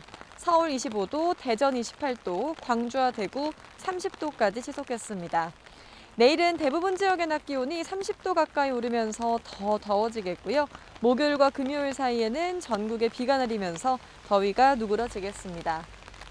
낮 동안 기온이 크게 치솟으면서 전국 곳곳에 오존 농도가 짙어지겠습니다. 오존 농도가 가장 높아지는 오후 2시에서 5시 사이 불필요한 장시간의 야외 활동은 피하시는 게 좋겠습니다. 지금까지 상암동 야외 스튜디오에서 YTN 박현실입니다. 얀센 백신에 대한 온라인 사전 예약이 오늘 0시부터 시작됐는데 예약 신청이 한꺼번에 몰리면서 대기자가 6만 명을 넘어서기도 했습니다. 백신 접종률을 높이기 위한 세계 각국의 노력이 뜨겁습니다. 당첨금이 50억 원을 넘는 복권이 등장했고 아파트를 제공하는 나라도 있습니다. 민주당이 청문보고서 채택을 강행해 김호수 검찰총장의 임기가 오늘부터 시작됩니다. 국민의힘은 거세게 반발하고 있습니다. 펜션 숙박비로 1억만 보내고는 수십만 원을 환불받는 신종 사기가 성행하고 있습니다. 깜빡 속아 넘어간 펜션 주인이 하나둘이 아니었습니다. 네, 굿모닝 YTN 이어갑니다. 국내 코로나19 유행이 곳곳에서 이어지면서 어제 하루도 전국에서 확진자가 잇따랐습니다. 방역당국과 서울시 등 각 지방자치단체에 따르면 어제 0시부터 밤 9시까지 전국에서 코로나19 양성 판정을 받은 신규 확진자는 모두 427명으로 집계됐습니다. 그제 같은 시간에 집계된 395명보다 32명이 많습니다. 확진자가 나온 지역을 보면 수도권이 275명으로 64.4%, 비수도권이 152명으로 35.6%입니다. 이런 추세로 볼 때 오늘 0시 기준으로 발표될 신규 확진자 수는 조금 더 늘어서 400명대 중후반에 달할 것으로 보입니다. 네, 서울 강북구의 한 고등학교에서 코로나19 집단 감염이 발생해 고3 학생과 학부모 등 32명이 확진됐습니다. 서울시 교육청은 강북구 고등학교에서 그제 3학년 학생 1명이 확진된 데 이어서 어제 오후 4시 30분까지 3학년 학생 29명과 학부모 2명이 추가로 확진됐다고 밝혔습니다. 3학년에서 최초 확진자가 발생하자 학교는 3학년 학생과 교직원 전체를 검사했으며 그 결과 추가 학생 확진자 29명이 나왔습니다. 제주도는 어제부터 사회적 거리 두기를 2단계로 올렸습니다. 유흥시설과 음식점 등의 영업시간과 일부 공공장소의 인원이 제한되고 방역도 더욱 강화하고 있습니다. 유종민 기자입니다. 관광객이 즐겨 찾는 성산 일출봉. 출입 제한을 알리는 안내문이 걸려 있고 매표소 직원은 입장객의 출입을 엄격히 확인하고 있습니다. 사회적 거리두기 2단계 격상으로 공영 관광지의 경우 수용 인원이 30%로 제한됐기 때문입니다. 제주도 사회적 거리두기 2단계 격상으로 인해 성산일출봉은 인원 제한을 하고 있습니다. 유흥시설과 노래 연습장, 실내 체육시설 등은 밤 11시까지만 영업할 수 있습니다. 식당과 카페의 경우도 밤 11시 이후에는 포장과 배달만 가능합니다. 최근 확진자가 집중적으로 발생한 결혼식장과 장례식장은 참석 인원을 최대 99명까지로 제한했습니다. 5인 이상 사적 모임 금지와 다중이용시설에 대한 조치는 현행대로 유지됐습니다. 외출과 이동을 자제해 주시고 꼭 필요하지 않은 사적 모임은 5인 미만이라 하더라도 앞으로 2주 동안은 최대한 피해 주실 것을 간곡히 부탁드립니다. 2단계 격상과 함께 방역도 더욱 강화됐습니다. 오는 13일까지 집중 방역 기간으로 정해 특별 점검반을 편성해 방역 수칙도 중점 점검할 계획입니다. 또한 무증상을 보이는 확진자도 많은 만큼 현 시점에서는 마스크 착용, 거리 두기와 같은 예방 수칙을 몸소 실천하는 것이 가장 중요한 때입니다. 지인, 가족 간 접촉으로 인한 확진자가 급증하고 있는 가운데 제주에서도 백신을 2차례 접종한 뒤 확진되는 돌파 감염 첫 사례가 발생했습니다. 제주 지역 코로나 누적 확진자는 1,030명을 넘었습니다. YTN 유종민입니다.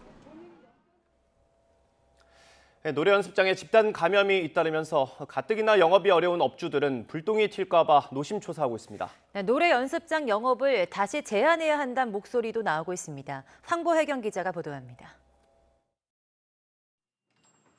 서울 이태원동에서 노래 연습장을 운영하던 이경호 씨. 나름대로 방역에 신경 쓰고 있지만 코로나19 확산에 온상이라는 비판을 받을까 걱정입니다. 최근 노래 연습장에서 시작된 집단 감염이 이어지고 있기 때문입니다. 방송 볼 때마다 또 집합금지 명령 내리지 않나 했기 때문에 가슴이 답답하고 일부 불법 업소 때문에 저희 집까지 이렇게 잘 지키고 영업하는데 업소까지 또 피해를 보지 않나. 서울 방배동에서 코인 노래 연습장을 운영하는 이재인 씨도 마찬가지입니다. 지난 1월 중순 풀렸던 영업 금지가 재개되는 건 아닌지 걱정이 이만저만이 아닙니다. 일반 노래 연습장과 같은 노래방으로 도매가로 취급을 받아서 너무 억울하고 분할 뿐입니다. 따라서 방역수칙을 반드시 코인 노래 연습장과 일반 노래 연습장은 분리가 되어야 합니다. 최근 노래 연습장에서 시작된 집단 감염이 잇따르면서 또다시 영업 제한을 당하는 건 아닌지 업계 전반으로 불안감이 퍼지고 있습니다. 중랑구를 시작으로 금천구와 강북구까지 역학조사에서 일부 손님은 마스크 착용이 소홀했던 것으로 드러났습니다. 흡연, 음주, 노래, 신체 접촉 다 있었습니다. 원정 도움이라고 보시는 게 맞죠. 당연히 마스크 벗은 상태입니다. 노래 연습장을 유흥시설처럼 불법 운영한다는 제보도 잇따르고 있습니다. 손님에게 술을 팔거나 도우미를 알선해준다는 겁니다. 아가씨들한테 그런 거 주입을 시키죠. 너네는 일행이다.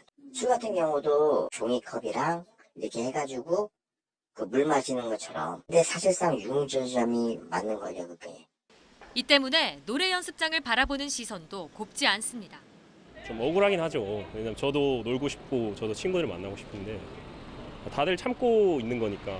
개인적인 욕심 때문에 가려고 하는 거 보면은 조금 이기적이라는 생각도 들어요. 정부가 제한을 하는 것도 좋고 그다음에 이제 지자체에서 좀 단속을 좀 세밀히 한다던가 이런 부분.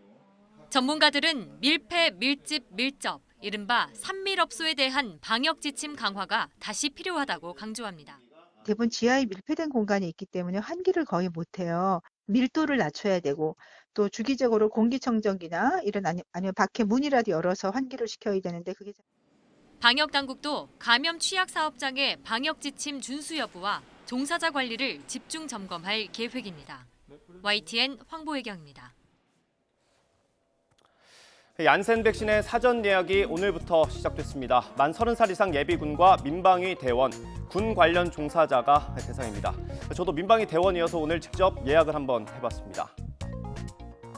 먼저 포털에 코로나19 예방접종 사전 예약을 검색을 해서 들어갔던 이런 화면이 나왔고요. 첫 화면입니다. 여기서 예방접종 예약하기를 클릭하면 이런 화면이 나옵니다. 본인인지 대리 예약인지 선택하는 건데 저는 본인이기 때문에 본인 예약을 눌러서 예약을 이어갔습니다. 바로 다음으로 가면 개인정보를 입력하는欄이 나옵니다. 여기서 본인 확인 절차도 거치게 되는데요. 이 휴대전화나 인증서로 본인 확인을 할 수 있었고요. 보통의 다른 기관에서 하는 인증 절차와 다를 게 없었습니다. 본인 확인을 하면 이렇게 병원과 접종 날짜를 선택을 하게 됩니다. 저는 회사와 가까운 상암동에서 아침 시간에 맞는 걸로 예약했습니다. 여기서 예약은 모두 끝납니다. 바로 뒤에 예약 완료 페이지가 뜨는데 그때 오류가 나면서 그 페이지는 캡처를 하지 못했습니다.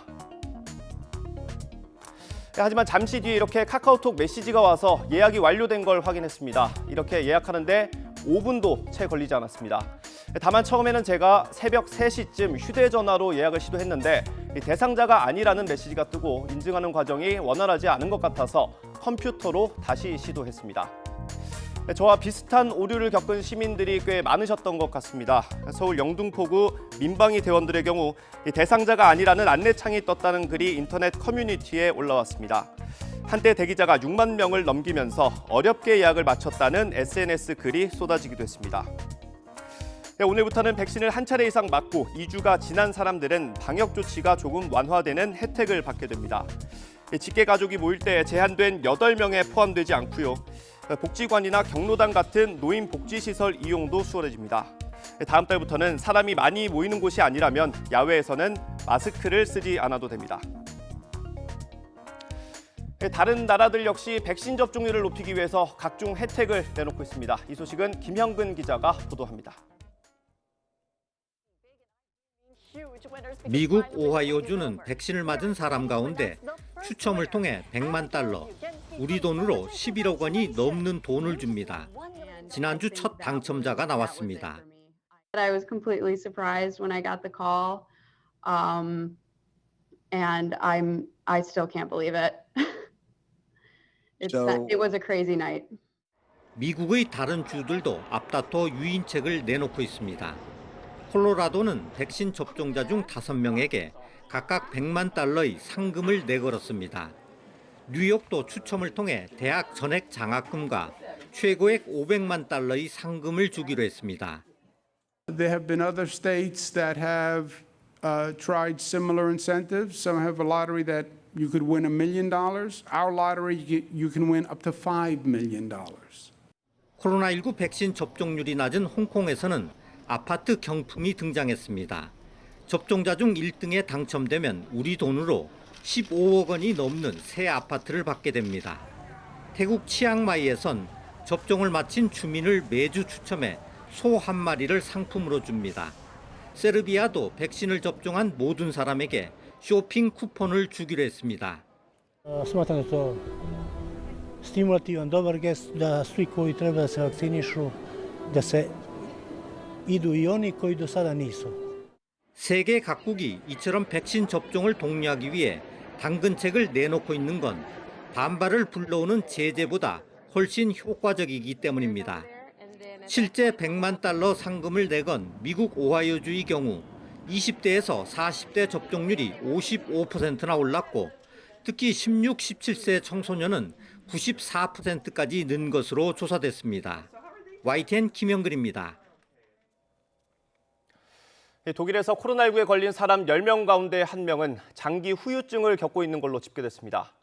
아냐 칼리책 독일 연방교육연구부 장관은 기자회견에서 독일의 코로나19 환자 350만 명 가운데 장기 후유증을 앓는 이들이 35만 명에 달한다고 밝혔습니다. 이들은 50여 가지의 매우 개인적인 증상을 보인다면서 일부는 지속적으로 머리가 아프고 극단적인 탈진 상태의 고통을 받거나 집중하는 데 어려움을 겪어서 더는 일을 할 수 없는 상황이라고 설명했습니다. 일본 국민의 대다수는 올림픽 취소를 원하지만 스가 내각의 고민은 다른 데 있는 것 같습니다. 올림픽 강행을 기정사실로 하고 경기장에 관객을 입장시킬 경우 코로나19 음성증명서를 요구하는 구체적인 방안을 검토하고 있습니다. 도쿄에서 이경아 특파원이 보도합니다.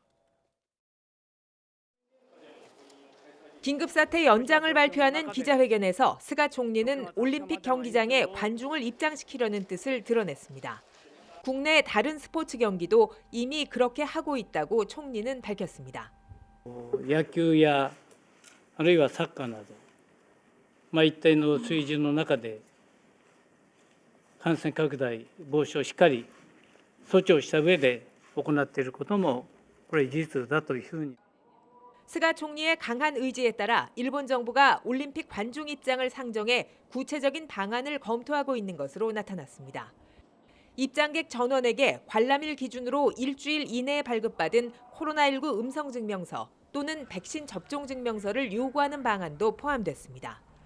올림픽을 직접 보려면 입장권 구매뿐 아니라 자비로 코로나 검사를 받거나 백신을 맞아야 한다는 겁니다. 또 경기장 내에서는 계속 마스크를 써야 하고 식사나 음주, 큰 소리로 응원하는 것은 모두 금지될 것으로 보입니다. 하지만 일본 정부는 대회 입장과 관련해 확정된 것은 아직 없다고 선을 그었습니다. 東京大会における観客の在り方については IOC 等々の5者協議においてすでに海外からの観客受け入れは断念することで合意をされ、大会の観客数にかかる判断については6月に行うことで合意がなされている。 국내 코로나 대응이 우선이라는 일본 의료계는 올림픽에 부정적이고 열더라도 무관중 개최가 최소한의 조건이라고 밝혀왔습니다. 하지만 관객을 입장시키는 것으로 결론이 날 경우 감염 위험도 그만큼 커진다고 전문가들은 경고하고 있습니다. 県外を超えた人々の動きでこれによって感染が拡大するリスクというのは当然あるので 대다수 반대 여론을 무시한 채 대회 강행뿐 아니라 관중 입장까지 준비하고 있는 일본 정부. 올림픽은 국민과는 동떨어진 빛바랜 축제가 될 가능성이 점점 커지고 있습니다. 도쿄에서 YTN 이경아입니다. 도쿄올림픽 홈페이지에 독도가 일본 땅인 것처럼 표기돼서 올림픽 보이콧 주장까지 나와 논란이 커지고 있습니다. 특히 평창올림픽 때 우리가 독도를 지웠던 것과 비교되면서 형평성 문제까지 제기됐습니다. 올림픽과 독도 이슈, 그 사실관계를 조은지 기자가 따져봤습니다.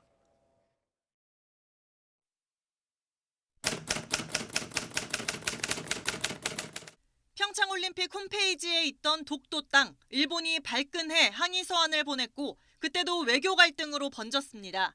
국제올림픽위원회 IOC는 정치적 행위를 금지하는 올림픽 헌장 50조를 들어 우리 측에 회담과 문서를 통해 수차례 독도 땅을 지우라고 요구했다고 합니다. 우리한테 강하게 이야기를 했었고 꼭 일본 편을 든다기보다는 정치적 논쟁거리가 되는 것을 막고 싶은 게 IOC 입장이다. 평창 조직위는 홈페이지를 개편하면서 실제 크기에 맞게 지도를 다시 그렸고 이 과정에서 상징적으로 넣었던 독도도 자연스럽게 빠졌습니다. 당시 피겨 아이스댄스팀 노랫말에 있던 독도야 간밤에 너 잘 잤느냐라는 구절도 먼저 삭제했는데 개최국으로서 논란거리는 덮고 가자는 분위기가 팽배했던 걸로 보입니다. 한반도기는 상황이 좀 다릅니다. IOC와 일본 요구 때문에 독도를 지운 건 아닙니다. 처음 한반도기를 사용한 1991년 지바 탁구 세계선수권 때부터 줄곧 독도는 없었습니다. 2003년 아오모리 동계 아시안게임 때 처음 독도가 찍혔고 올림픽에선 2006년 토리노 동계대회 때 유일하게 독도를 그렸습니다.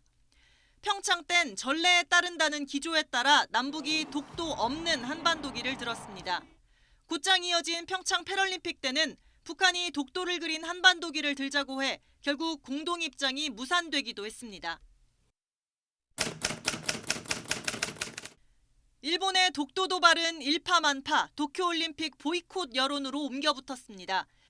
정치권이 앞다퉈 강경어조로 부채질하는 형국인데 체육계는 평창 때 급조된 단일팀에 이어 또 정치적 논리에 희생될까 소갈이하고 있습니다. 전문가들은 올림픽 불참 같은 극약 처방은 오히려 독도가 분쟁 지역으로 인식될 뿐이라며 외교부 차원에서 IOC 중재를 요구해 현실적인 열매를 얻는 게 낫다고 지적했습니다. YTN 조은지입니다. 네, 오늘부터 집을 팔 때 양도소득세 최고세율이 75%로 오릅니다. 재산세와 종합부동산세, 과세 대상자도 확정되지만 실제 적용세율은 앞으로의 논의에 따라 결정될 전망입니다. 네, 먼저 오늘부터 시행되는 다주택자와 단기 거래제에 대한 양도세 인상안은 1년 미만 보유주택을 거래할 때 양도세율을 기존 40%에서 70%로 올리는 내용을 담고 있습니다. 1년 이상, 2년 미만 보유한 주택의 경우에는 60%로 올라갑니다. 이에 따라서 2주택자는 기본 세율의 20%포인트, 3주택자는 30%포인트를 추가해서 양도세 최고세율은 기존 65%에서 75%로 올라갑니다. 재산세와 종부세, 과세 대상자도 오늘 확정됩니다. 종부세는 일반 세율은 0.6에서 3%로 오르고 3주택이나 조정 대상 지역 2주택자는 1.2에서 6%가 적용됩니다. 전월세 신고 제도도 오늘부터 시행되는데요. 수도권 전역과 광역시, 세종시와 각 도외시 지역 등 전국 대부분의 도시 지역에서 보증금 6천만 원, 월세 30만 원 둘 중 하나라도 초과한다면 계약 체결 30일 이내에 신고해야 합니다. 다만 계약 기간이 한 달 이내인 초단기 계약이나 계약금 변동이 없는 갱신 계약은 신고 의무에서 제외됩니다. 미신고나 허위 신고에 대해서는 계도 기간을 거쳐서 내년 6월부터 과태료가 부과됩니다. 네, 경찰이 LH 경기지역본부 등 28곳을 동시다발적으로 압수수색했습니다. 전현직 직원들이 성남의 재개발구역에서 주택 40여 채를 사들였는데 매매 금액만 80억 원입니다. 경찰은 이들이 내부 정보를 이용해 투기한 것으로 보고 있습니다. 김대겸 기자입니다. 경기 성남의 LH 경기지역본부. 파란색 상자를 든 경찰관들이 건물 밖으로 나옵니다.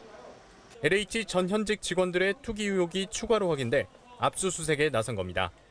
대상은 사무실과 자택 등 모두 28곳에 달합니다. 오늘 어떤 자료 확보하셨습니까? 압수수색하신 부서는 어딘가요? 투기 의혹이 불거진 곳은 성남의 수진동과 신흥동 일대.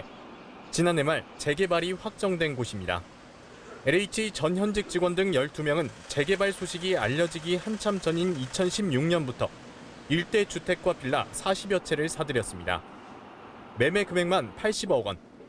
일부는 가족 명의까지 동원해 한꺼번에 여러 채를 매입한 것으로 조사됐습니다. LH IOC에서 많이 왔다는 소리를 들었어요. 아, 직원들이 사는구나. 그런 정보는 있었어요.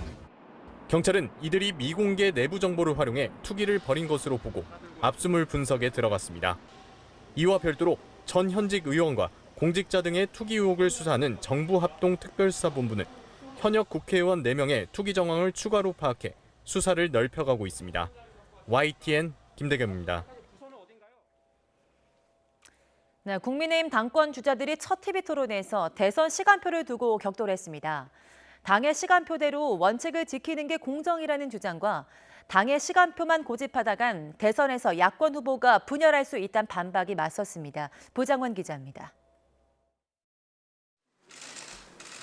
첫 토론회에서 맞붙은 국민의힘 당대표 후보들에겐 1년도 남지 않은 대선이 최대 쟁점이었습니다. 대선 후보를 뽑는 당의 시간표를 버스 시간표에 비교하면서 치열한 논쟁이 벌어졌습니다. 단일화라는 정주장도 있고요. 초기에 우리 경선에 합류하는 정주장도 있습니다. 그것은 더 이상 밖에 있는 주자들의 선택입니다.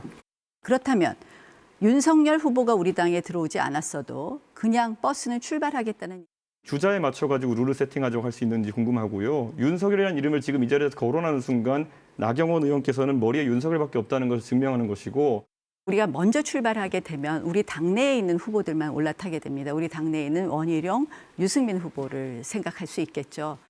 나경원 전 의원과 조호영 전 원내대표는 대선의 야권 분열을 막으려면 경선 일정을 미룰 수도 있다며 통합을 강조했지만 그것이 자칫 잘못하면 야권 분열된 상태로 대선을 치를 수 있는 위험이 있다. 그 위험에 대해서는 생각해보지 않았는지. 조경태 홍문표 의원은 당의 원칙을 바로 세우는 게 자강이자 공정이라는 이준석 전 최고위원과 뜻을 같이 했습니다. 우리 당 스스로가 타 후보, 외부에서 있는 인사에 대해서만 눈치를 살피다 보면은 저는 시간을 놓칠 수가 있다는 거지요. 그냥 뭐 9월이든 10월이든 8월에 뭘 한다. 그럼 누가 온다는 보장이 없이 하나의 가설로 지금 얘기하는 건데 그것 때문에 원칙이 흔들리는 것은 저는 안 된다. 예비 경선에서 1위를 차지한 이준석 전 최고위원에게 질문이 집중됐지만 중진들의 신경전도 치열했습니다. 본인도 총선에 실패하고 그다음에 우리 당이 총선에 참패를 하고 또 한 두어 달 전에는 이제 서울시장 나오셨다가 실패를 하고 당대표가 같은 영남 출신이 오시는 것은 좀 우리 당이 지역적으로 확장되는 좀 한계가 있지 않느냐. 자강이 우선이냐, 통합이 우선이냐. 당권 주자마다 중점을 두는 곳은 조금 달랐지만 당대표가 된다면 정권 교체를 이뤄내기 위해 호감 가는 정당으로 탈바꿈시키겠다는 데는 모두 한 목소리를 냈습니다. YTN 부장원입니다. 네, 유력 대선 주자로 거론되는 윤석열 전 검찰총장이 국민의힘 중진 의원들을 잇따라 만나면서 대권 도전 의지를 다지고 있는 것으로 확인됐습니다. 네, 윤 전 총장은 지난주 국민의힘 최다선인 5선 정진석 의원을 만나서 향후 정치 행보에 대한 논의를 나누었습니다. 네, 이어서 지난 주말 저녁엔 강릉을 찾아 국민의힘 4선 권성동 의원과 저녁 식사를 함께하며 정권 교체 요구에 열과 성을 다하겠다고 말했습니다. 이와 관련해 권 의원은 YTN과의 통화에서 윤 전 총장이 국민의힘 입당에 대해선 언급하지 않았지만 고향 친구라도 4선인 자신을 보자고 한 건 어느 정도 마음이 있다고 본다고 해석했습니다. 그럼 권성동 의원이 본 윤석열 전 총장의 모습 직접 들어보겠습니다. 바닷가 횟집에서 소주 한잔 했죠.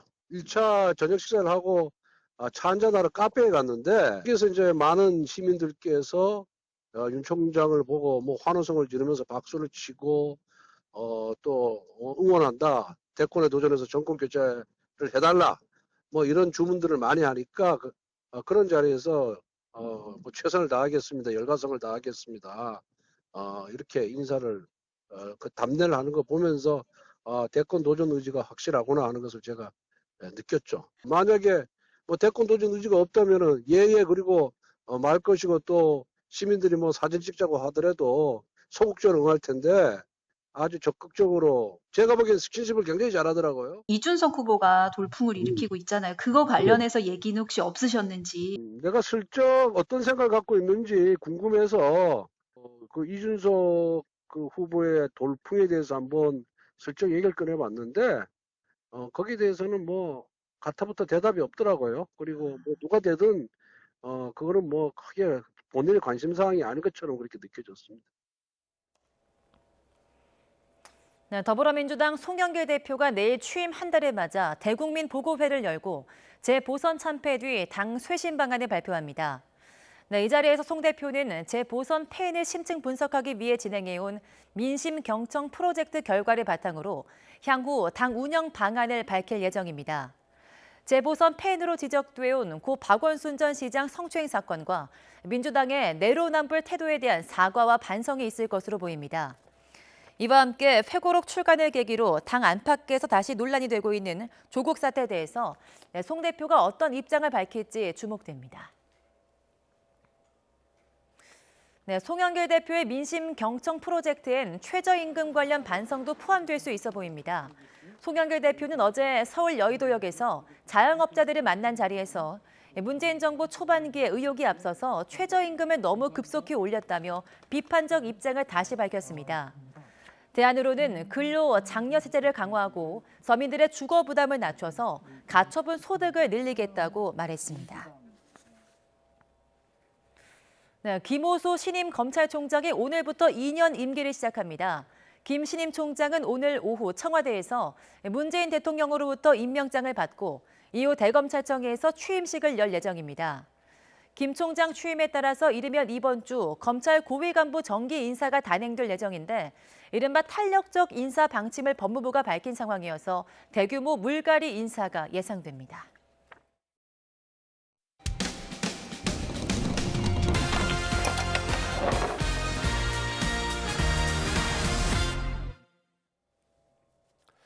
펜션 숙박비로 1원만 보내고 수십만 원을 환불받는 신종 사기에 당했다는 제보가 들어왔습니다. 은행 앱으로 계좌 이체를 할 때 송금자 이름 대신 액수를 적어도 상관없다는 점을 이용한 건데 누구나 속기 쉽습니다. 제보노와의 양동훈 기자가 보도합니다. 지난달 7일 펜션을 운영하는 56살 이모 씨는 홈페이지로 들어온 숙박 예약에 반색했습니다. 그런데 인원이 6명이었습니다. 방역 수칙을 어길 수 없어 은행 앱에 찍힌 숙박료 97만 원을 그대로 돌려줬습니다. 요새 환불 사례가 많아요. 인원이 4인 이상 제한이 되다 보니까 그래서 이제 대수롭지 않게 생각을 하고 환불을 해줬는데 이후 사흘 동안 숙박 예약이 잇따랐지만 5명이나 6명처럼 숙박 허용 인원을 초과하는 단체 손님이었습니다. 이런 식으로 5차례 모두 459만 원을 돌려줬습니다.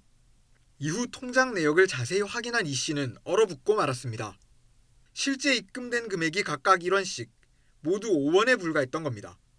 숙박료인 줄로만 알았던 금액은 사실 송금자가 이름 대신 액수를 적어놓은 거였습니다.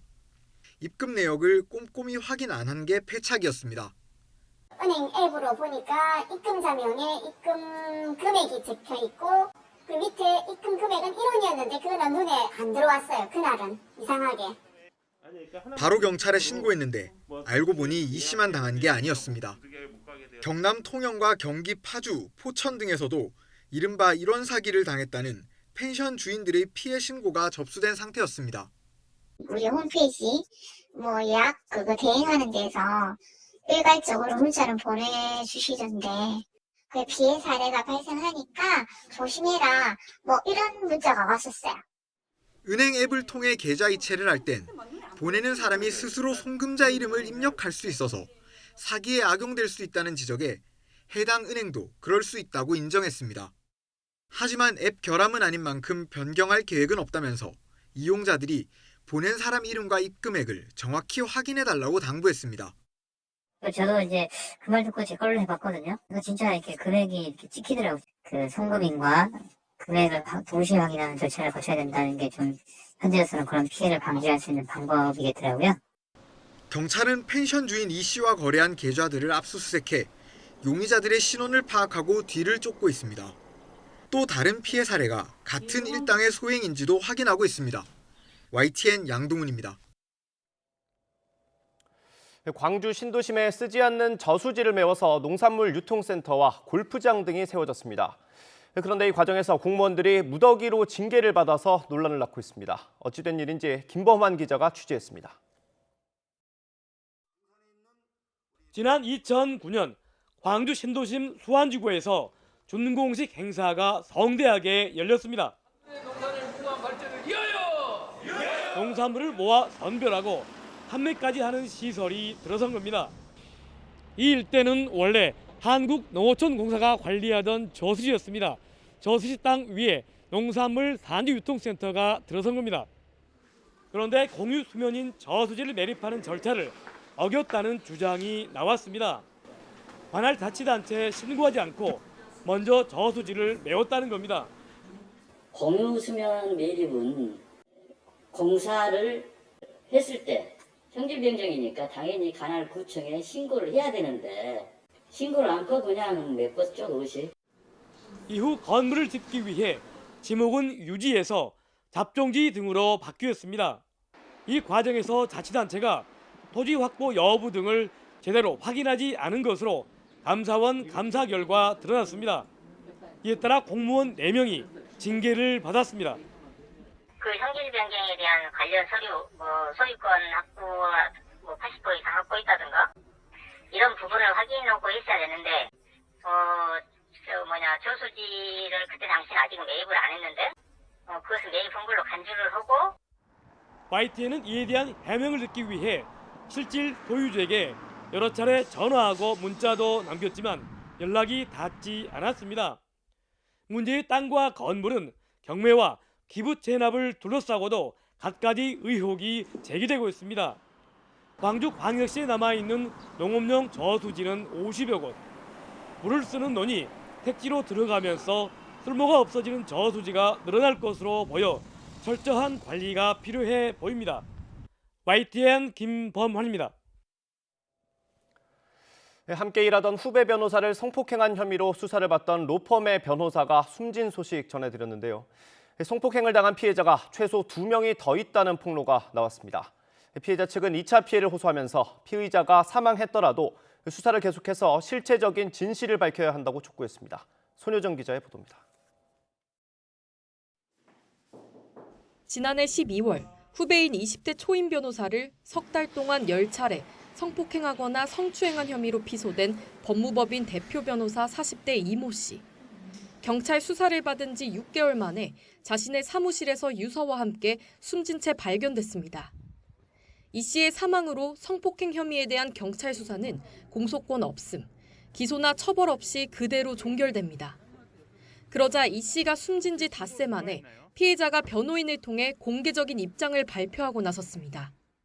피해자 측은 로펌 대표 변호사로 위력을 행사하던 이 씨에게 성폭행당한 피해자가 최소한 2명이 더 있다고 폭로했습니다. 이들도 막 변호사가 된 수습 또는 초임 변호사로 이름과 연락처, 피해 사실 등을 담은 의견서를 경찰에 제출해 추가 수사를 요청했다고 설명했습니다. 피해자 측은 사건을 공론화하고 나선 배경으로 무엇보다 실체적 진실을 규명하기 위해서라고 강조했습니다. 관련 보도 이후 피해자가 신상털기와 함께 피해 사실을 왜곡하는 2차 가해로 힘든 시간을 보내고 있다고 호소했습니다. 이 때문에 피의자가 사망해 기소와 처벌은 못하더라도 진실을 밝히기 위한 수사와 판단은 반드시 뒤따라야 한다는 주장입니다. 여러 예상되는 불이익을 감수하고 용기 내어 노력했음에도 가해자의 사망으로 인하여 피해자는 피해를 정당하게 소명받고 응당한 처벌을 구할 기회마저 잃어버렸습니다. 피해자 측은 이번 사건이 열악한 수습 변호사의 처지와 무관하지 않다며 대한변호사협회의 실무수습 제도 개선도 요구했습니다. 이에 변협은 변호사 윤리연수의 직장 내 괴롭힘과 성차별, 성희롱, 성폭력 예방 내용을 반영하고 피해자 익명성도 보장하겠다고 약속했습니다.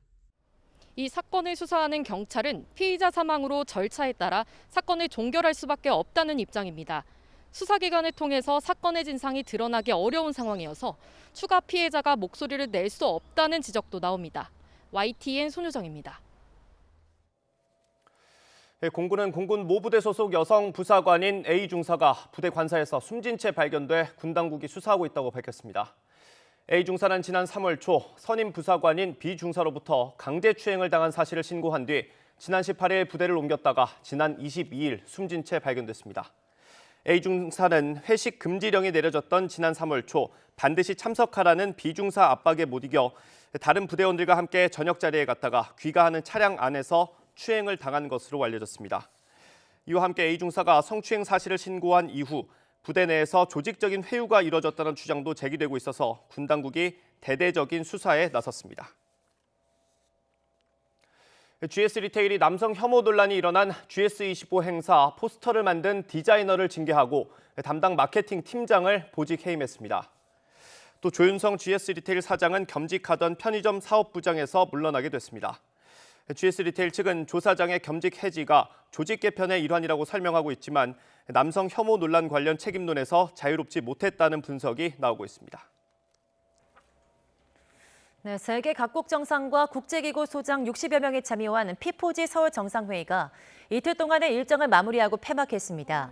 문재인 대통령과 각국 정상, 국제기구 소장들은 폐막식에 앞서서 기후위기의 심각성을 인식하고 이를 극복하기 위한 국제사회 실천을 담은 서울 선언문도 채택했습니다. 내용을 보면 지구온도를 산업화 이전보다 1.5도 이상 올라가지 않도록 하자는 녹색 회복 내용과 함께 탈석탄을 위한 에너지 전환 가속화, 해양 플라스틱 공동 대응 합의 등의 문구가 담겼습니다. 네, 그럼 문 대통령의 설명 직접 들어보겠습니다. 기후위기가 환경 문제만이 아니라 경제, 사회, 안보, 인권에 영향을 미치는 문제라는 데 동의하고 코로나19 역시 녹색 회복을 통해 극복해 나가야 한다는 데 인식을 같이 했습니다. 나아가 기후행동 확산을 위해 시민사회의 참여와 역할이 중요하다는 데 의견을 같이 했습니다. 우리는 기업이 ESG를 지금보다 더 중요하게 여길 것을 촉구합니다. 경제 사회 구조 전반을 저탄소 방식으로 전환해야 미래 세대가 생존할 수 있다고 믿습니다. 각국 정부와 국제기구는 오늘 우리의 선택이 미래 세대의 삶을 결정한다는 인식하에 청년 세대의 목소리에 늘 귀 기울일 것을 약속합니다. 네, P4G 서울 녹색미래 정상회의 개막식에 상영된 개최지 소개 영상에 서울 대신 평양 지도가 등장해 논란이 일고 있습니다. 네, 그제 오후 서울 동대문 디자인 플라자에서 열린 P4G 서울 정상회의 개회식에서는 한반도 지도 가운데서 줌아웃하면서 개최지를 소개하는 영상이 상영됐습니다. 그런데 이 영상에서 줌아웃을 한 출발점이 서울이 아닌 평양의 능라도인 것으로 확인돼서 국제적 망신이란 비판과 함께 의도한 거냐는 논란이 일었습니다. 청와대는 이와 관련해서 P4G 준비기획단에서 외주 제작한 영상으로 미리 걸러내지 못한 아쉬움은 있지만 의도한 것은 아닌 단순 실수라고 설명했습니다. P4G 준비기획단도 영상 제작사 실수로 오류가 있었다고 인정하고 영상을 수정했다고 밝혔습니다. 네, 강원도 대관령에는 이맘때면 수백만 마리의 소떼가 푸른 초원에 내달리는 장관이 펼쳐집니다. 올해도 어김없이 한우 300여 마리가 겨우내 갇혀 지내던 축사 밖으로 나왔습니다. 홍성욱 기자입니다.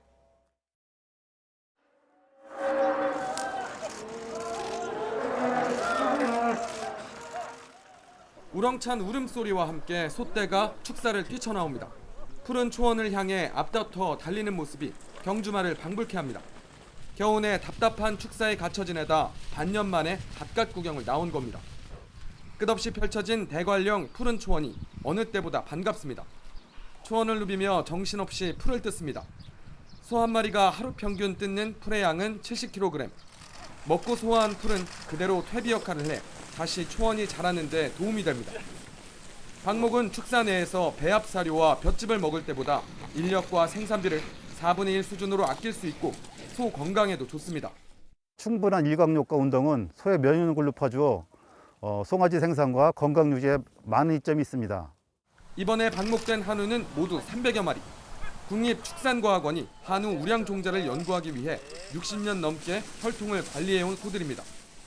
대관령의 긴 겨울 동안 축사 내에서 있었던 소들이 파릇하게 자라난 신선한 목초를 먹기 위해 힘차게 들판으로 나가는 모습은 시장 개방 등이 한우 산업의 초안 위기를 슬기롭게 이겨내는 모습과 같다고 봅니다. 저렴한 수입 쇠고기의 공세로 갈수록 어려움을 겪는 한우 시장. 대관령 너른 초원을 뛰놀며 건강하게 성장한 소는 한우 경쟁력 강화를 위한 연구에 사용됩니다. YTN 홍성욱입니다.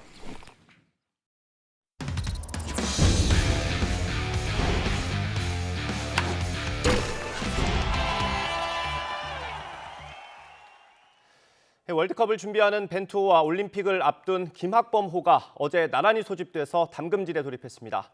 벤투 감독이 이끄는 축구대표팀은 월드컵 2차 예선 안방 3연전을 앞두고 손흥민과 황의조, 황희찬 등 최정예 멤버 27명을 소집해서 파주 대표팀 트레이닝 센터에서 훈련을 시작했습니다.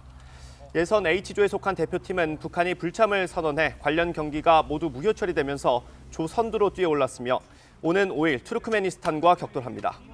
김학범 감독이 이끄는 올림픽 대표팀은 이강인과 이승우, 정우영 등을 뽑아서 제주 서귀포에서 옥석 가리기에 들어갔습니다. 선수들의 각오 들어보겠습니다. 공격수니까 저는 최대한 골을 넣을 수 있었으면 좋겠고 또 팀이 이길 수 있게 도와주는 게 가장 중요한 역할이라고 생각해요. 대표팀을 병역으로 생각을 하고 오는 사람은 단 한 명도 없을 것 같고 모든 선수들이 다 대표팀에 들어오고 싶고 대표팀에 와서 활약을 펼치고 싶고 어릴 때부터 꿈꿔왔던 이런 꿈의 자리인 것 같아요. 유통업계 라이벌로 프로야구 흥행을 이끌 것으로 기대를 모았던 SSG와 롯데의 명암이 크게 엇갈리고 있습니다.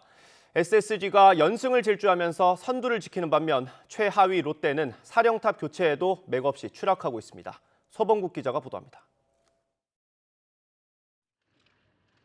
토요일 더블헤더 1차전 중반까지 9점을 앞서다 결국 역전을 허용하는 순간입니다. 9대0으로 몰렸던 NC 다이노스 9회 초에 결국 10대 9까지 경기를 뒤집어버립니다. 순간 사직구장, 이 드넓은 사직구장이 정적이었어요. 네. 팬들은 말 그대로 망연자실. 다행히 극적인 무승부로 역전패는 면했지만 여파가 일요일 경기까지 미치면서 롯데는 6연패에 빠졌습니다. 전격적인 감독 교체 이후 승률은 더 나빠지며 15경기 단 3승. 특히 낮 경기 전패 징크스가 심각합니다. 이대호의 부상 공백과 최준용, 구승민 등 불펜 부상이 겹쳤다고는 하지만 전문가들도 뾰족한 부진 이유를 찾지 못하고 있습니다. 시즌 시작할 때부터 경기 외적으로 굉장히 잡음도 많았고 이러면서 팀 분위기가 어떻게 보면 약간 구심점 이름 듯한 그런 느낌도 있었고. 반면 같은 유통업계 라이벌 SSG는 2위권과 2게임 차를 벌리며 선두를 순항하고 있습니다. 되살아난 홈런 공장의 위력에 박종훈, 류이키 등 선발 투수들의 부상을 오원석, 장지훈 등이 메워주면서 3연승 휘파람을 불었습니다.